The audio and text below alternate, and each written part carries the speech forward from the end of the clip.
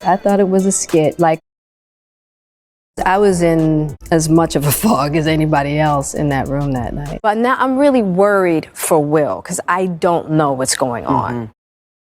It had been so long since I felt good. I called him and we went out, and I haven't been able to get rid of him since.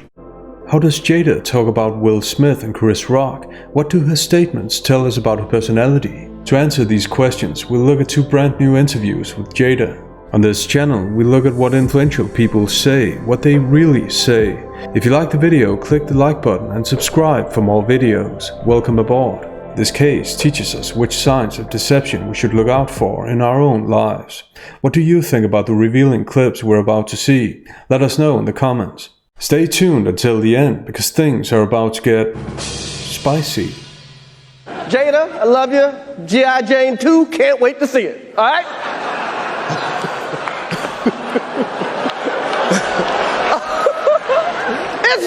That was a nice one. Okay. I'm out here. Richard. I could tell it bothered you. You did an eye roll. Like, Right. She conveniently leaves out something else she did.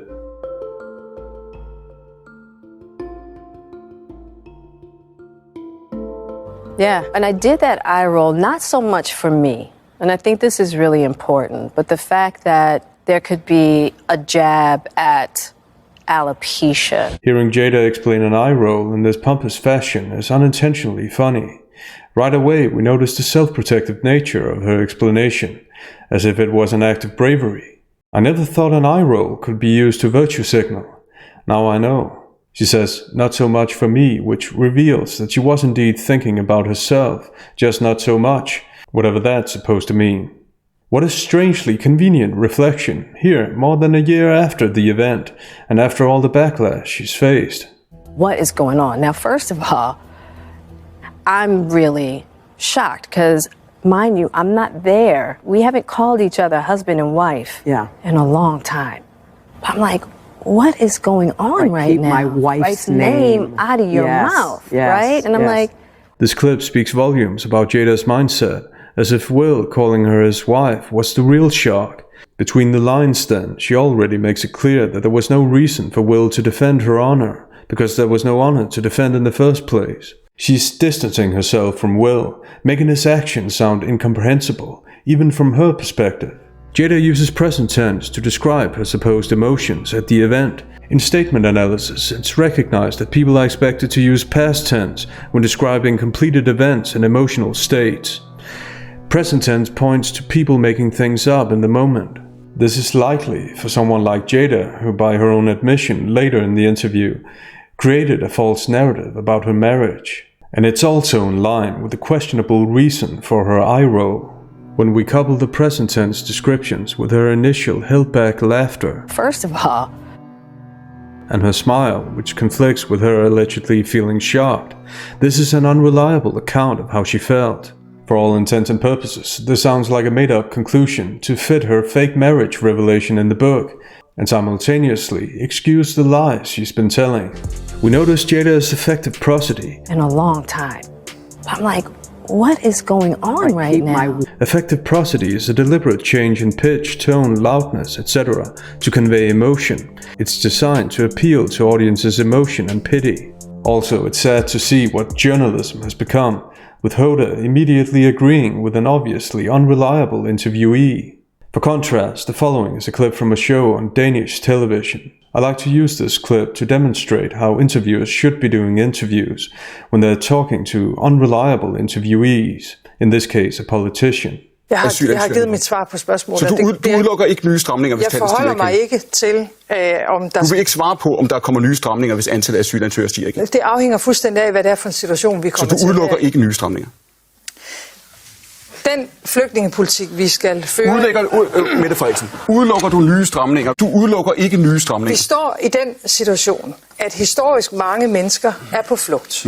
Og Det sagde du før, Mette Frederiksen. Du gentager dig selv næsten ord til andet. Men altså, jeg har jo det svar, jeg har lyst til at give, så du og siger, som jeg mener, det er rigtigt at give. du udelukker ikke nye stramninger, hvis situationen tilsiger det. Jamen, jeg forholder mig ikke til, om det er socialdemokratisk. Nej, du forholder dig ikke til så forfærdeligt meget. Nej, men det er Mette Frederiksen, er det, at du sagde før, prøv lige at svare.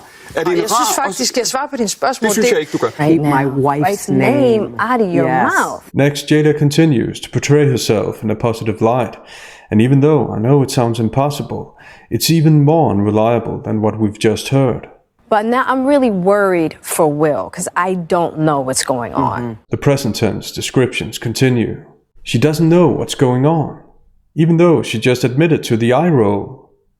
This is the second time she uses the qualifier really, meant to underline the certainty and sincerity of a speaker's utterances. But now I'm really worried. I'm really shocked. Ironically, however, qualifiers point to the opposite of sincerity. They point to the speaker being very much aware of themselves and how they come across, so she doesn't sound shocked or worried at all. Overall, these sound like present-day, self-serving reflections, masked as past reflections.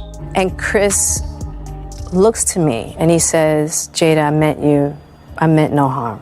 Now I'm just out of it because I'm really worried about And what's Will doing? He's just sitting there? And Will's still talking. He's like, he's still, because now he's mad because Chris is talking to me. With this, she further distances herself from Will's actions, and to think that there were people who actually praised Will for defending his wife. Now we know that at the time, Jada didn't even agree with those people. Her distance-taking is underlined by her intonation and facial expressions. And Will's still talking, she says, while squinting her eyes a little, implying that she would have wanted him to keep quiet. Now he's mad, she says, while lifting her eyebrows, making Will's mood seem that more strange or annoying, whatever the case may be. The adverb now emphasizes that he's been mad before, and the adjective mad portrays Will as more or less out of control. All in all, these are very negative portrayals of Will, which is strange considering how much Jada worries about him. With her self-repairs and excessive body language, both of which seem entirely deliberate, contrived even, she continues portraying herself in a favorable light, that she was concerned for Will. This worry wouldn't have anything to do with the backlash she's faced, would it? It's so puzzling. I'll let you know when I find out. What do you think?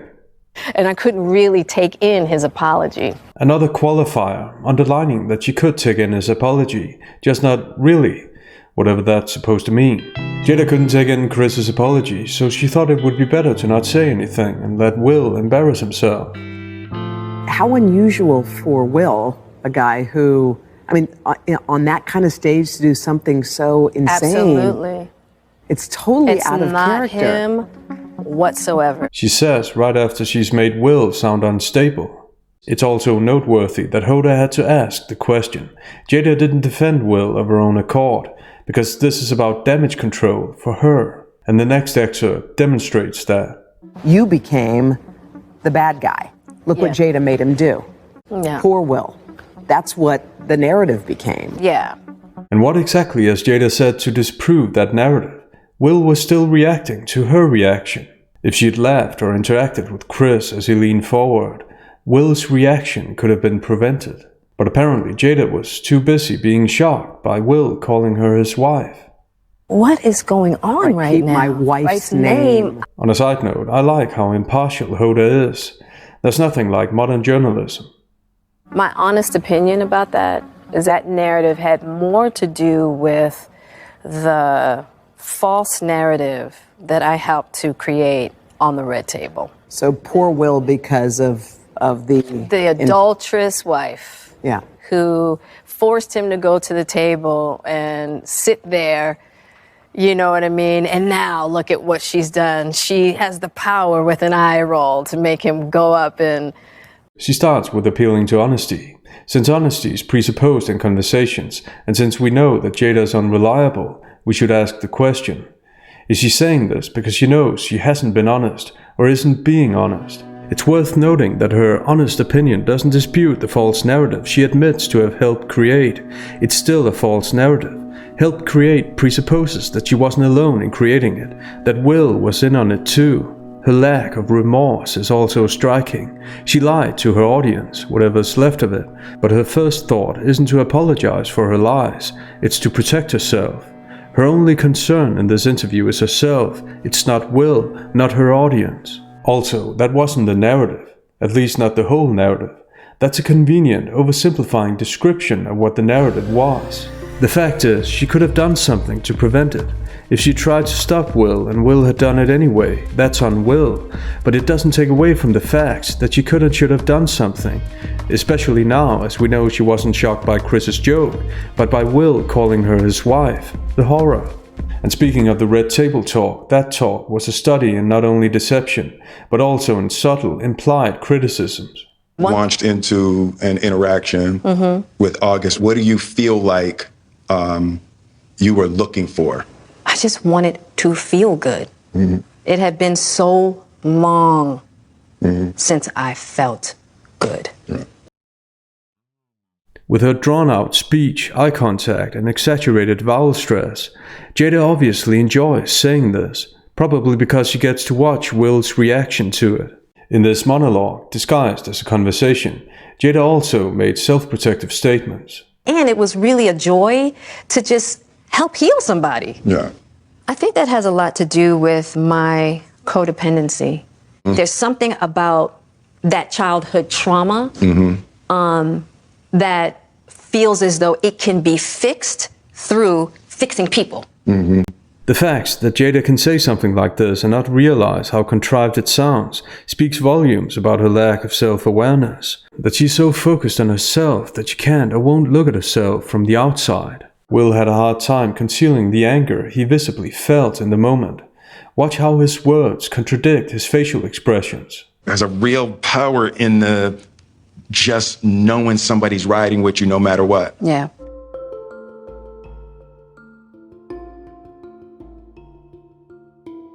Doesn't sound like real power to me, and it doesn't look like Will believes it either. In another new interview, Jada continues to emphasize the power dynamic between the two. I'd run into Will a million times, and he really tried it for years. And I didn't even recognize that, right? And I'm in Baltimore overseeing, the renovations. And he says, "Are you seeing anybody now?" And I'm like, "No." He's like, "Good. You seeing me?" I was like, oh. Had to clutch my pearls. Because of course she hadn't tried anything, and of course she hadn't seen what was going on before this exact moment. Another truly reliable account. It reminds me of another great love story. Because I'm from the States, you don't grow up with the same understanding of the royal family, and so I didn't know much about him, and so the only thing that I had asked her when she said she wanted to set us up was, I had one question. I said, "Well, is he nice?" There she was sitting there. I was like, okay, well, I'm going to really have to up my game. I'm going to sit down and and make sure I've got a good chat.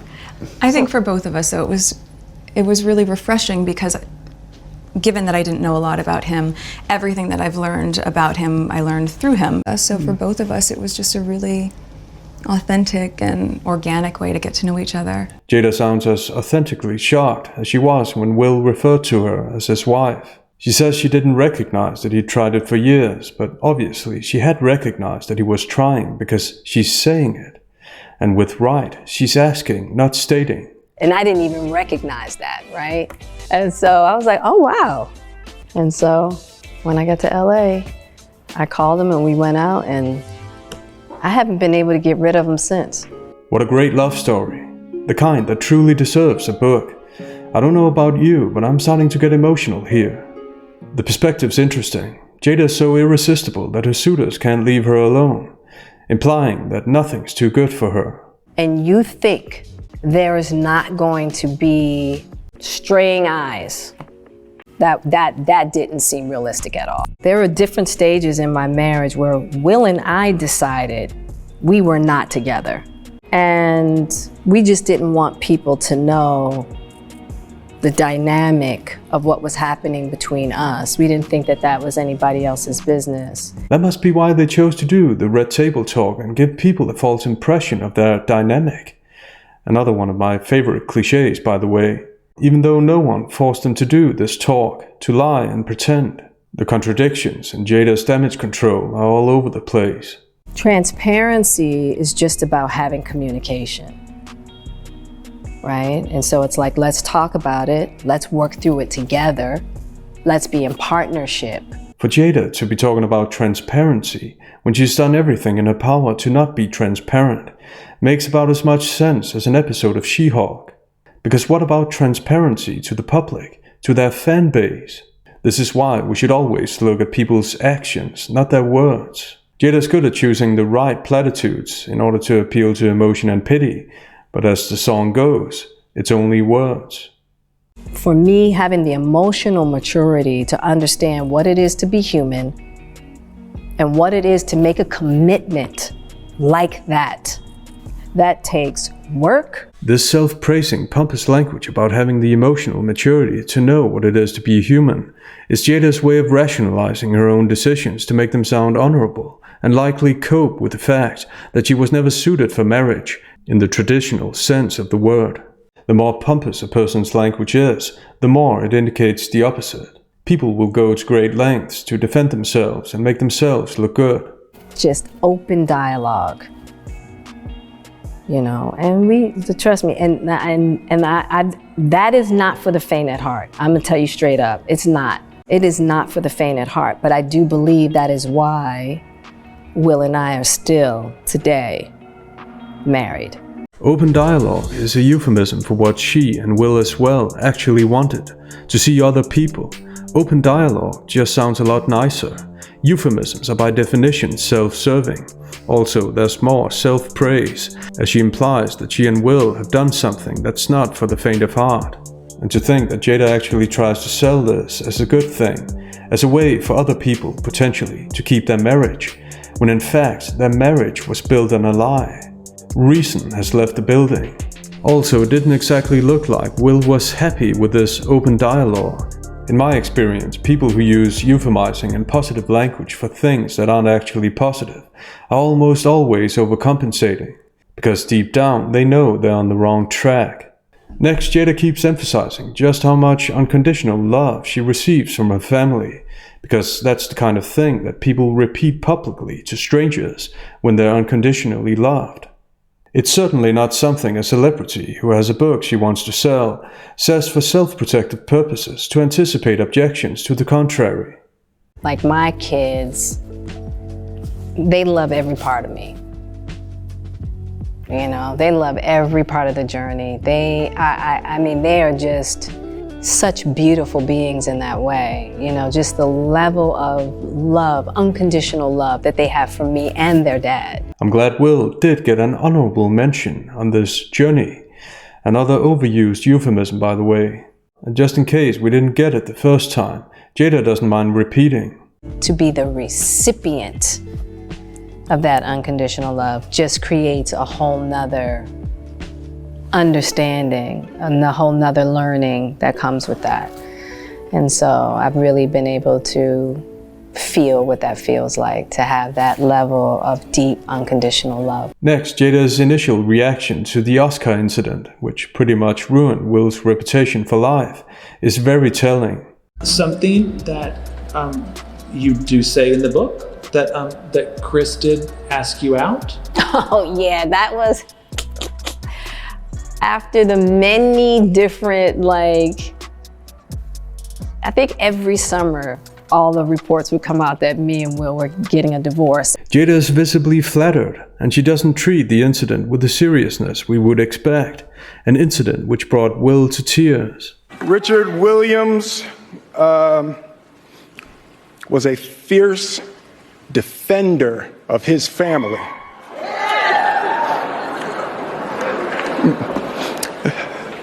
I'm being called on in my life to love people and to protect people. In this business, you got to be able to have people disrespecting you. And you got to smile and you got to pretend like that's okay. Jada continues to laugh, act flattered, and support Chris. And Chris he thought that we were getting a divorce. So he called me and he was like, hey, you know, basically he was like, I'd love to take you out. And I was like, what do you mean? He was like, well, aren't you and Will getting a divorce? And I was like, no. I was like, Chris, those are just rumors. He's like, oh my, I mean, he was appalled, you know what I mean? And he profusely apologized. Just in case the audience had any doubt that Chris would love to take her out. The misalignment between the consequences that this incident had and Jada's behavior here is striking. Not everyone would behave like Jada does. It takes a very specific personality type. Again, Jada is interested in taking Chris's side because by doing so, she takes the focus off of her eye roll and responsibility in the situation. Next, we enter the conversation, as Jada is finally doing something that resembles an attempt to take responsibility. But notice what she says. The conversation's about Jada's boycott of the 2016 Oscars, which, according to her, wasn't diverse enough. You know, I think that there might be some misunderstanding between Chris and I as far as the 2016 Oscars. I think that he might have taken offense. And I talk about it in the book and saying that in not really recognizing the level of pressure he might have been under, that I probably should have called him and gone, hey, are you okay? Probably should have called him, she says after long pauses. The adverb probably is a hedge indicating uncertainty rather than certainty, so this isn't unreserved accountability taking at all. The vowel stress in the verb should indicates that she's responding to thoughts she had in the moment, or thoughts that the general public had. A misunderstanding, she calls it. A misunderstanding is between two parties, whereas saying she made a mistake or something similar would mean she didn't have anyone to share the blame with, and we can't have that. By saying the pressure he might have been under, she is implying, or more than implying, that he took offense because he was under pressure, and not because she had actually done something wrong. And just know that, you know, although I'm speaking out about the Oscars, I do wish you the best. And I just want you to know that. So that's what the probably should have called him part was about. It was about comforting Chris, who was under pressure. It wasn't about admitting what she'd done wrong or anything of the sort. All of this is linguistic self-defense to the nth degree. A way for Jada to depict herself as a concerned, loving person, when in fact her words and behavior indicate that she isn't. But the best is yet to come. Brace yourself. I thought it was a skit, and it wasn't until Will started to walk back to the chair to his chair that I even realized that it wasn't a skit, right? And that's right, she thought it was a skit. The adverb even is used to indicate surprise and further adds to the unreliable nature of these statements. It suggests that she very much knew what was going on. So yeah, I was in as much of a fog as anybody else in that room that night. And that's how Jada seeks to avoid accountability. Once again, the most striking thing is that she can actually say something like this and not see how deceptive it is. Or maybe she can see it and she doesn't care what people think. Either way, it doesn't portray her in a positive light, far from it. Ironically, with these statements, it seems like she's doing a skit. Also, it's worth noting that she can barely contain her laughter while saying this, unintentionally suggesting that she knows that what she's saying isn't true. I mean, before we know it, she might even start blaming the great movie The Room for what happened. Jada, I love you. G.I. Jane 2, can't wait to see it. All right? Just a chicken. Chip, chip, chip, chip, chip. Chip, chip, chip, chip, chip. Chip, chip, chip, chip, chip. Uh-oh, Richard. Just want to tell you both good luck. We're all counting on you. You know what they say, love is blind. This is what it looks like when a person can't keep track of all the different and contradictory stories they've given. Have you ever had experiences like this with people you've known? Let us know in the comments. See you next time.